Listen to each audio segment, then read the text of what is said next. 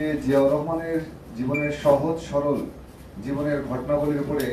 যে ভিডিও কন্টেন্টের প্রতিযোগিতার আয়োজনের আজকে শুভ উদ্বোধক বাংলাদেশ জাতীয়তাবাদী দলের জ্যেষ্ঠ যুগ্ম মহাসচিব, জিয়া পরিবারের অত্যন্ত আস্থাভাজন এবং বাংলাদেশি জাতীয়তাবাদের আগামী প্রজন্মের যে কোনো ধরনের প্রজন্মের একজন শিক্ষক জনাব রুহুল কবির রিজভী, উপস্থিত 7 নম্বর প্রজন্মের বিপ্লবী আহ্বায়ক কুমিল্লা বিভাগের সাংগঠনিক সম্পাদক অধ্যক্ষ সেলিম ভূঁইয়া এবং জাতীয়তাবাদী দলের বিপ্লবী যুগ্ম মহাসচিব অ্যাডভোকেট আব্দুল সালাম আজাদ এবং উপস্থিত সাংবাদিক ভাই ও বোনেরা, আমি জাতীয়তাবাদী পাঠশালার একজন ভারপ্রাপ্ত আহ্বায়ক হিসেবে আপনাদেরকে স্বাগত জানাই এই হিসেবে যে আমরা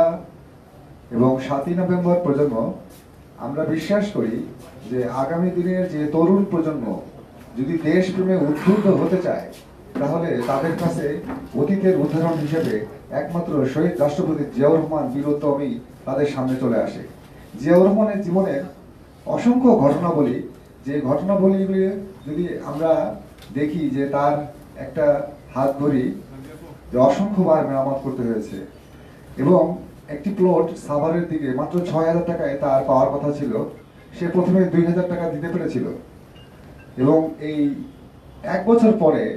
বাকি 4,000 টাকা দিতে না পারায় সে এই 2,000 টাকা ফেরত নেওয়ার জন্য দরখাস্ত করেছিল। এই যে সহজ সরল সাদামাটা সততা জীবন, আমরা সেই জীবন উপখানকে আমরা আগামী দিনের এই বাংলাদেশের যে তরুণ প্রজন্ম তাদের কাছে নিয়ে যেতে চাই। তাই আমরা এই যারাই এই প্রতিযোগিতায় অংশগ্রহণ করবে তারাই পুরস্কৃত হবে, কিন্তু তাদের মধ্যে থেকে 101 জনকে আমরা বিশেষভাবে পুরস্কারিত করব। কিন্তু যারাই এখানে অংশগ্রহণ করবে শুধু তার মোবাইল ক্যামেরা দিয়ে সে তার গল্পটুকু তার নিজস্ব ভাষায় নিজস্ব ভঙ্গিতে বলবে, আমরা তাকে পুরস্কৃত করব। আমরা হচ্ছে মূলত আয়োজক এবং বাংলাদেশ জাতীয়তাবাদী ছাত্র দলের সার্বিক সহযোগিতা আমরা একান্তভাবে কাম্য করি, কারণ তাদেরকে দিয়েই আমরা মনে করি বাংলাদেশের বিভিন্ন স্কুল কলেজ শিক্ষা প্রতিষ্ঠানগুলোতে আমরা জিয়াউর রহমানের জীবনকে সামনে আনতে চাই। কারণ বিগত সময়ে তাকে নিয়ে যে নেগেটিভ ন্যারেটিভ তৈরি হয়েছে আমরা সেটাকে ঢেকে দিতে চাই না, কিন্তু আমরা প্রমাণ করতে চাই যে আসলে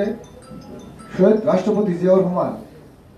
মানচিত্রের সমান, বাংলাদেশের পতাকার সমান। অতএব আগামী দিনের এই বাংলাদেশকে যদি সামনে এগিয়ে নিয়ে আসতে হয়, অতএব তার জীবনকে জানা দরকার, নিয়ে গবেষণা করার দরকার এবং ভাবা দরকার। সবাইকে ধন্যবাদ।